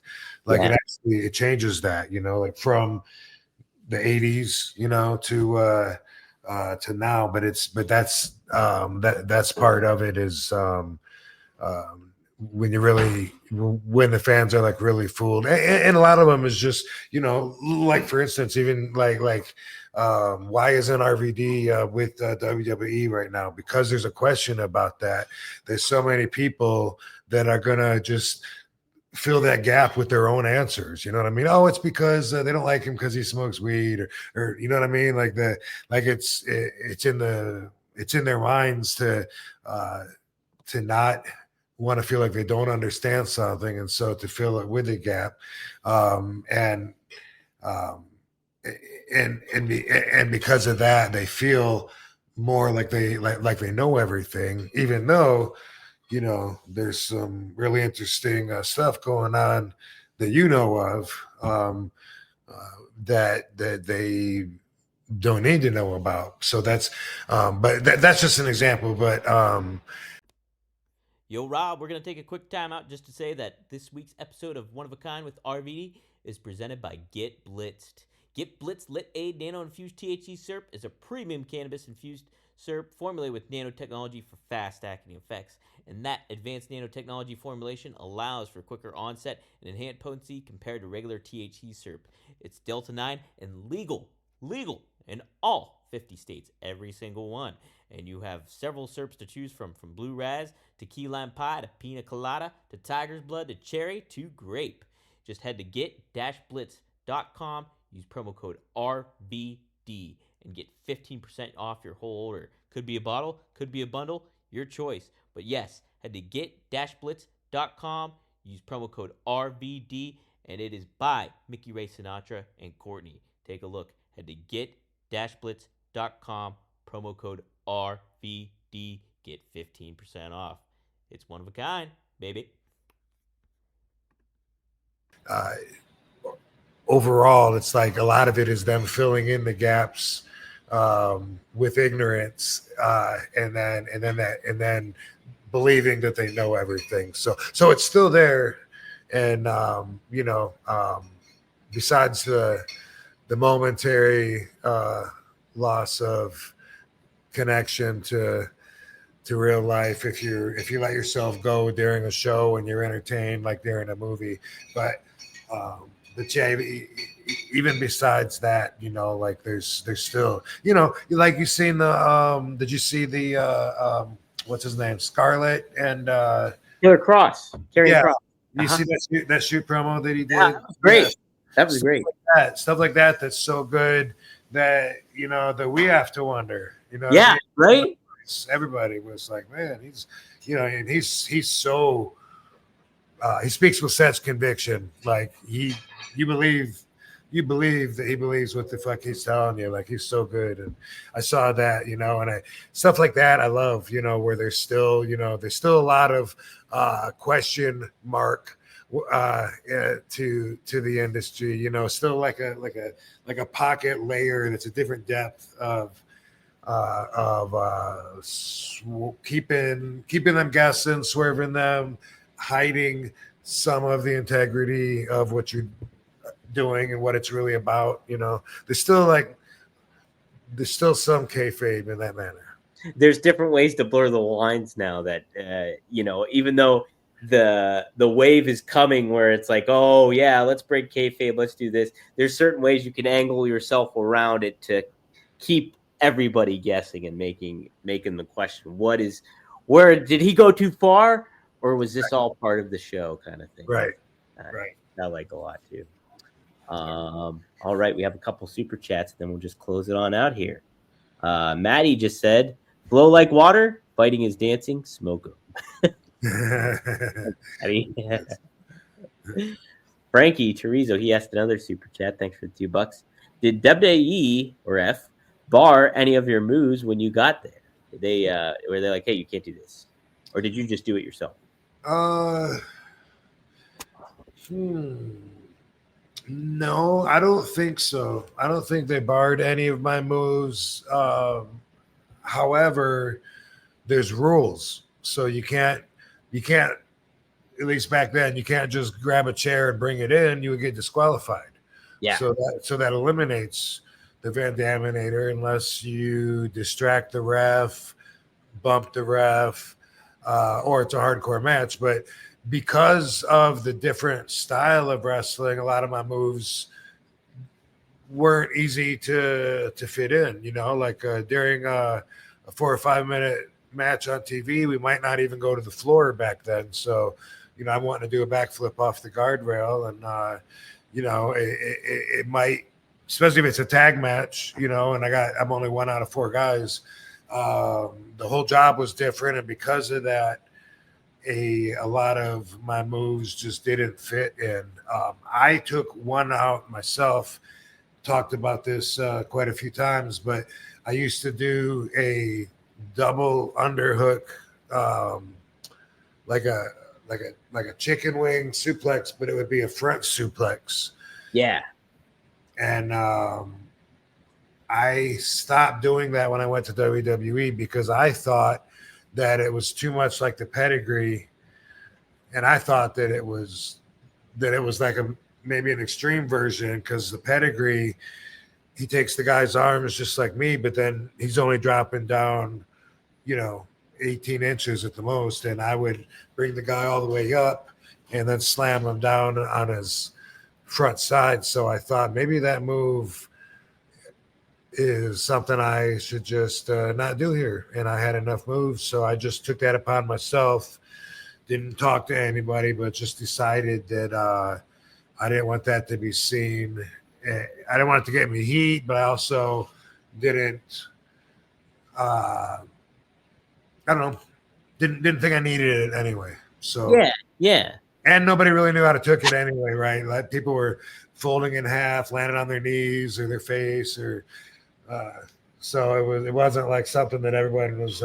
It wasn't one of my favorite moves to do because of the way people would be confused and ball up and all kinds of shit. So that I barred that myself. Yeah, there you go.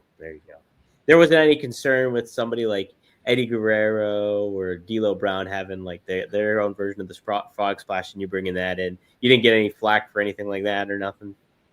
Nope. Good. Nope. Closest I can come is when I had the hardcore title, when I wrestled Test, and this was like the first time I met him. So this is like early 2001, and I'm working with them. Might have shaken his hand before in the dressing room. I don't remember, but this is the first time working with him, and he went out. He was really not want to do any hardcore stuff. And he came up and told me that, hey, just because it's a hardcore match doesn't mean we got to do all that shit. It just means we can do it, but we don't have to. Let's just keep it in the ring like a normal match. And I was like, damn, man, that's how I stand out on the card. I got this hardcore title, let me just do one thing, so. Let me do this moonsault off the guardrail, and all you gotta do is nothing. Just boom, land on you. Don't even worry about how you catch me. I won't get hurt. And boom, I went up to do the moonsault, and when I went back, our heads collided so hard. Bam! And he was pissed afterwards. Took him a little bit to calm down. Yeah, that was too fucking hardcore. Yeah. Yeah. That was one of those times where I didn't want to take my boots off until he calmed down, in case it was going to get physical. In case something was going to go down. Yeah. Seth followed up. He says, mark my words, it's a mistake to pull back the curtain as far as The Rock has done recently, or the Unreal show will. They're going to kill the golden goose. We know it's a work, but let us take the ride. Interesting perspective. It's weird. It's weird, and also it's not even like I'm trying to explain, like, from our pathway in our careers. It's not even nearly as much of a work as everyone thinks it is. You know what I mean? There's so much more real competition, sacrifice, egos, stabbing people in the back, fucking trust issues, friendship versus business, promises made and broke. There's so much politics. There's so much to it that's not a work that it gives everyone the false impression. And now they're going way into that to make people think even more that they understand how it is, and maybe it's going to soften it up and get rid of all that stuff, but I doubt it. Right. I doubt it. How can there ever be not be jealousy? You know what I mean? Yeah. And at the same time too, say if you did do that, say if you pulled back the whole curtain, you showed all the drama, all the politics, and this unbiased and a vacuum where it's everything is what you see is what is real or whatever. If you were to do that, say all the drama going on backstage, that could hurt somebody's on-air character. Say if somebody's a good guy and you put him out there and it's just oh, well, I got to look at this guy or this gal differently because they're kind of an asshole backstage. They're not a good guy, or so to speak. So even doing that would be contradictory to your product, on-air product. So. Of course. Yeah. It's crazy. And something else that I don't know how they would capture, but it's a pattern that the wrestlers go through, where a lot of people think that life is a formula. You go to school, you go to college, you go to start your career, only work this many years, retire, whatever the fuck, right? Yeah. And with wrestling, same thing. A lot of people think they pay their dues, and then after paying their dues, when it's their time, then boom, they'll get paid back. And then a lot of the wrestlers never make it to that next level. A lot of them. And then they get bitter, and then they're like, hey, what the fuck? Why am I putting over this young green kid that, can't fucking lace my boots up, and I've been working this long and this and that. But, and that's real, and that's so common. Right. But from my perspective, how are you going to argue your value against someone else's value when it's a business and the business is about selling tickets? You know what I mean?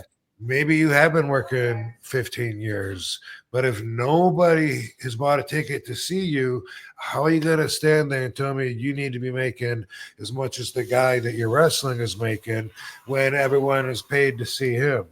Right. I mean, it's a business, and all wrestlers seem to find themselves somewhere in between here and there of that spectrum. And I get it, but I've also understood the business part of it. I mean, I've always kind of been pushed since I started for the most part, but I've always seen that, like the older guys, the veterans, or just bitter guys that had to teach me and put me over on my way up. I saw that in so many of them. They're doing the formula. Why does it not work for them? They paid their dues. When's it going to be their time? But bro, your value is based on how many tickets you sell.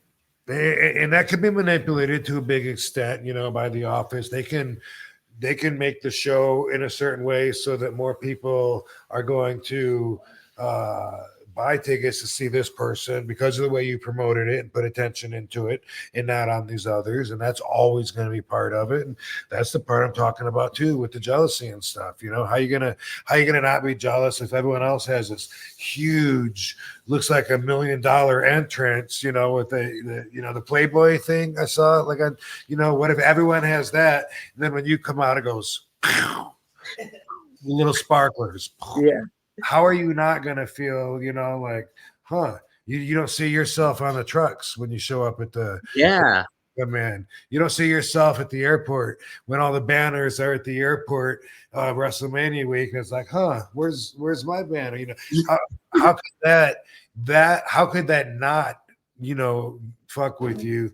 And especially if you think you are selling tickets, Right. Yeah, that's right. Or you think your value is higher than what it is currently not positioned at, that's a lot that goes into play. It's a lot that goes into play. Yeah. Holy smokes. Good, crazy stuff. Well, okay. Maddie has 2, and then we'll close the show out. He says, the Easter Bunny is real. We had 420 this weekend. Yeah, Mr. Marijuana there didn't show up for WrestleCon, but I'm not gonna hold it against him, seeing as how he's all the way in Australia, land down under. And down under.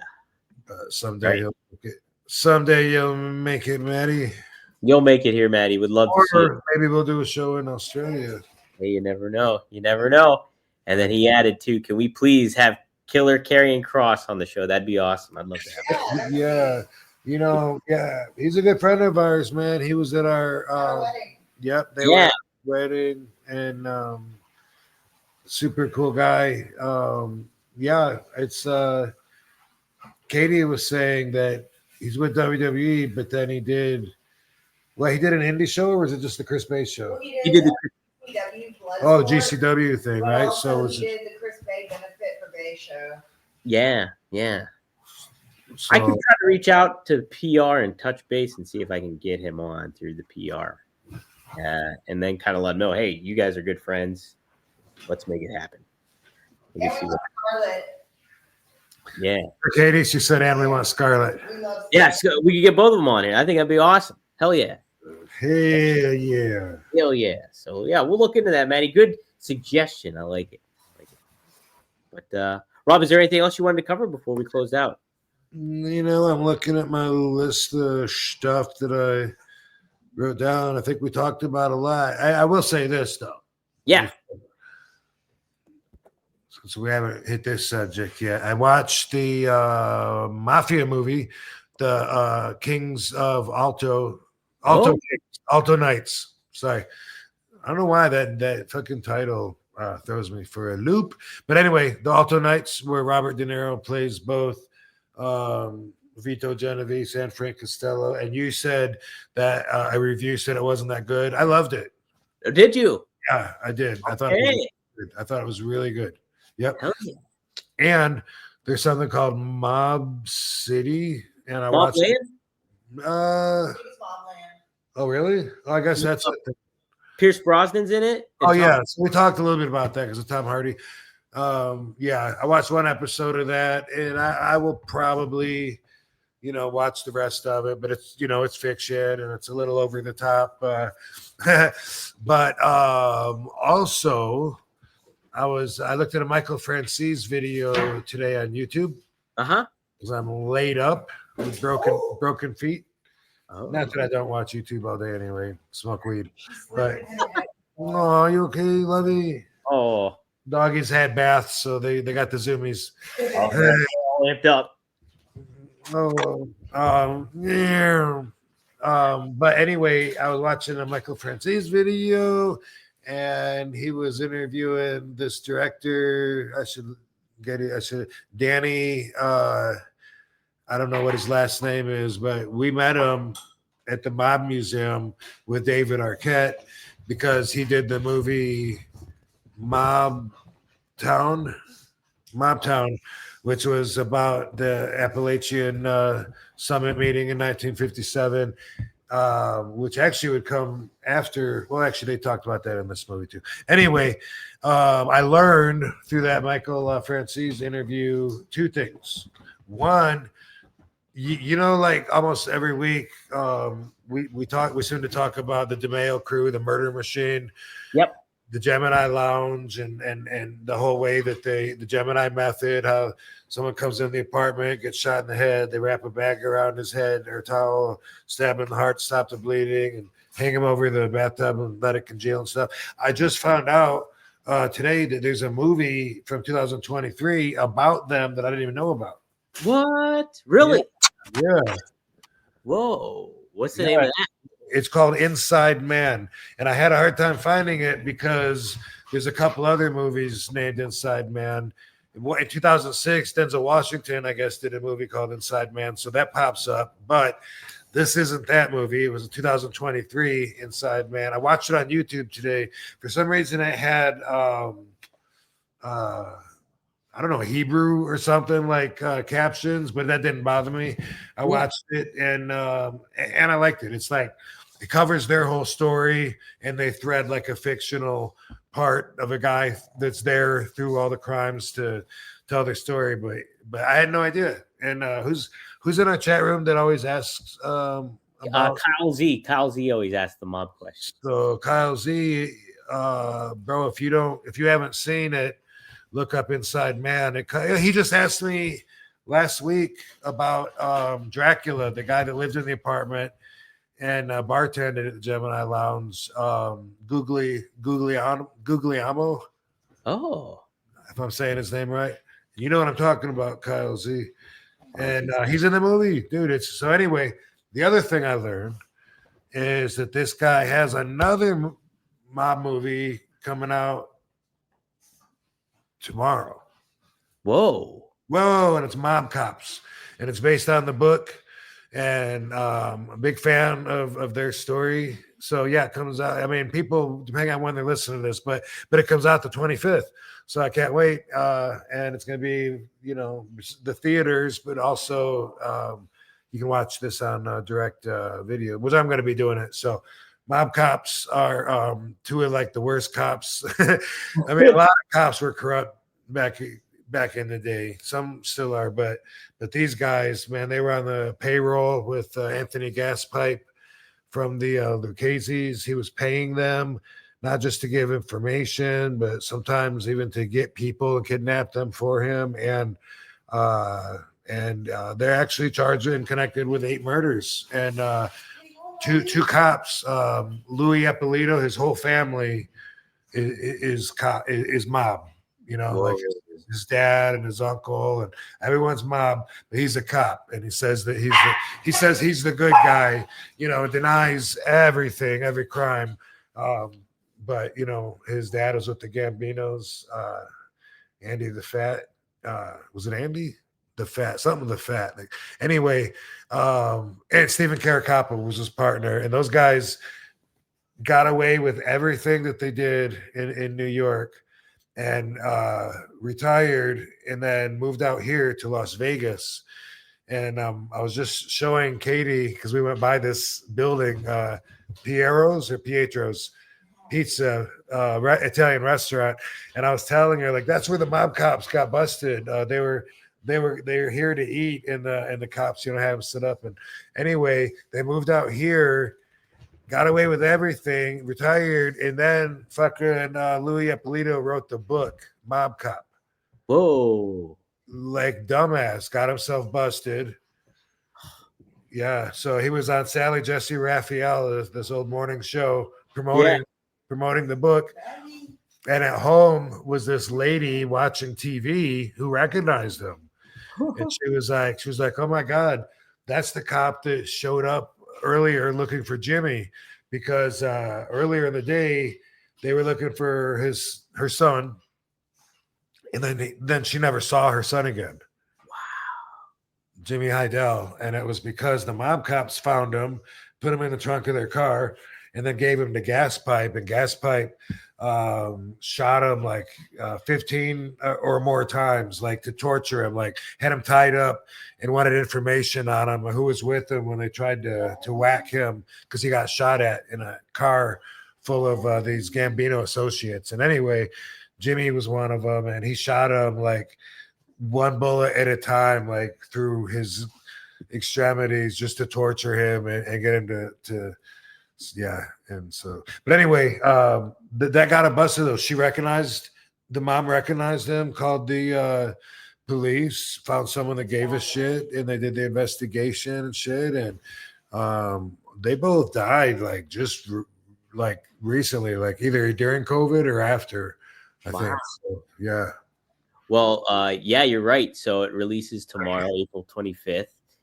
Director is who you said, Danny Abecker. Kaiser. I hope I said it right. And then David Arquette's in it. He's yeah. He seems to, a lot of times they stick together when they do movies like that. So yeah, I remember him saying that. I don't remember who he plays, but I'm pretty stoked about that. So that's awesome. Yeah, I've seen Arquette's been making some media rounds, and I'd imagine it was for that movie. Oh, okay. I had no idea about it till today. Yeah, no. Well, you just informed me. I had no idea. So that's awesome. I've read the book Mob Cops that this is based on, and I've also read several other books on the subject, including there's two different cops that told their versions of it, that are doing the investigations. I think Betrayal of the Badge was written by a cop, and one of the other ones too. But anyway, it's just a fascinating story. Like in the book, he thinks that he doesn't cross the line telling on himself, Yeah. But he still talks about breaking the law and stuff. Like he talks about getting information from one guy that he arrested, and while he's in jail, he's talking about like pouring his face in like some kind of like ammonia to clean the floors or something. Yeah. Putting his face in there. Like you can't do that. Even that is telling on yourself. Yeah, that's like, holy bunch of shit like that where he talks about things that he did were way beyond breaking the law, but then he lies about all the stuff that ended up, being evident about that. Being evident stuff. Hey, sometimes that ego gets in the way and you can't. Yeah, for real. How about that? Derek, we talked about mafia angles working in pro wrestling. So take a look. A couple weeks back, we had an episode on that where Rob covered some stuff. And then Kyle Z follows up too. He says gas pipe was among the most violent in LCN history. So there you go. Yeah, and the reason that we found out about besides the mom and then the cops and doing the investigation and stuff, Anthony Gaspipe ends up flipping in prison and thinking that he's going to get out. And he tells all the stories, about how he had the cops on the payroll and everything, that they used to do for him. One guy, Eddie Leno, he was, John Gotti's right-hand man. And the mob cops actually pulled him over on the highway. And then they walk up to the car and fucking shot him, killed him right there. What? Really? Yeah. Boom. There was really like no limit. And they're police, Yeah, they're police. My goodness. You never know. Even you get pulled over and it's cops, they can still be bad people, But I think they were part of the 75th precinct. There's another documentary on the 75th precinct with this other cop that was really, really, really bad. And now he does talk shows and stuff. The fuck's his name? I don't think I'm going to come up with his name right now. It's been a while since I've heard his name. But anyway, a lot of the, there was a lot of corruption, obviously, back then when the mob ran shit, especially in certain towns. And it was like that in New York, and it was like that in Chicago. And fascinating subject, though. Yeah, absolutely. It is, man. Yeah, that's an intriguing movie to check out too. I have to get the book too for sure and check that out. I did start reading, so I started reading an Elmore Leonard book. So I'm gonna start that off. Then I'm gonna venture out in the other stuff that What book? What Elmore Leonard book? Cat Chasers. Did you ever read that one? Nope. Okay, that's a good one. It's about a guy. He runs a motel in Miami, and then he goes down to the Dominican Republic because a girl shot him when he was in the Marines, and so he's going to find her. But really interesting characters. I'll wait for the movie. Wait for the movie for that one. I got no time for fiction. I got to learn. That's it. Learn and learning. That's it. Learn. I got to learn alleged nonfiction. Yeah, right. Blur the line. Who really knows? We weren't. No, we weren't there. No. Stories clash with each other, different versions. So you go, well, this is what most people believe, but we don't fucking know. We don't really know, to be honest. Interesting stuff, Rob. So it's a awesome Mafia week, though. Watched the Inside Man today, and also, and by the way, the guy Danny, the director, plays Roy DeMeo. He acts in his movies too. He also played Joseph Barbara in Mobtown, the guy that owned the property at the Appalachia, and he plays in Mobtown. I think he's in Mob Cops, but I don't know what he's doing. Yeah, I think he's listed on as the cast too in it. Yeah, I got to see what characters are in it. Also, that excites me because sometimes you don't know if there's a bunch of mobsters talking in a room, but then I look at IMDb and I'm like, oh, he's supposed to be Joe Bonanno, and then it means more to yeah. That's a neat thing that I'm sure to do. Gambino, I can see it. That's probably a neat thing too when you're well aware of like who the mob people are, and then you look them up on the movies. Oh, that was that guy. I know who that mobster was. No, that's gonna be. Yeah, I'm a geek. Yeah, that's nerd. I'm a mob nerd. That's my official title. Mob nerd. That's what my T-shirt needs to say. That's it, right? Yeah. All right, guys. Like I said, sign up for Only Wrestlers. Go to onlywrestlers.com. Sign up now. Get your account there for free. If you're watching on YouTube, that would be rvdtv.com or RVD's YouTube channel. Be sure to like, subscribe, share, help get the word out. If you're listening on Spotify or Apple, give us 5 stars and write a little review. Tell us what you think about the show. Be sure to follow Rob at The Real RVD on all his social media accounts. You can follow me at Dominic D'Angelo on X. Go to 1tsport.com for some cool merchandise. And RVD420. Go to get some Greek glass, some cool stuff. Saw some of that Greek glass, too, at the Nerd Bar. Yeah, I autographed one. I need to post that. I sent it to Greek Glass to post, so I figured I'll repost it. But, yep, somebody bought one of the glass pieces and had me autograph it, and it's a picture of me. No, there's a picture of Katie. I get me and Katie mixed up all the time. But she was, I guess she's just posing with it. And, hey, somebody grabbed my phone and took a bunch of pictures of our dog. Who did that? Yeah. All right. Well, I thought I was gonna have. This is the piece anyway. Oh, here, let's pop up full screen. Boom. Oh, look at that. That's awesome. Hell yeah. At the Nerd Bar party. Yeah, can't beat that. Look at that shit. There's Katie right there. Heck Katie, yeah. Katie. All right. Katie Forbes. Rocking it. Cool. Well, this is a fun episode back. Rob, this is actually episode 101. So we did. Oh, that's right. 100 was coming up. And then, so what did you and your brother just did like a best of, or what'd you do? So what we did is we got together.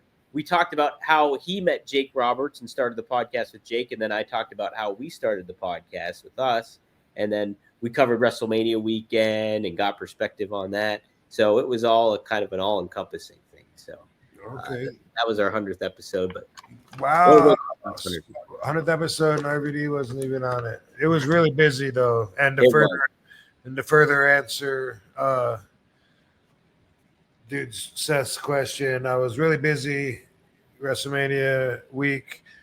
I did 3 days at WrestleCon, 3 different appearances at different locations afterwards, and in between that was dealing with having 2 broken heels, not being able to walk, and learning how to pee off of my wheelchair. And you mastered that. Yeah, And you also know your limit of how many beers you can have without having to pee.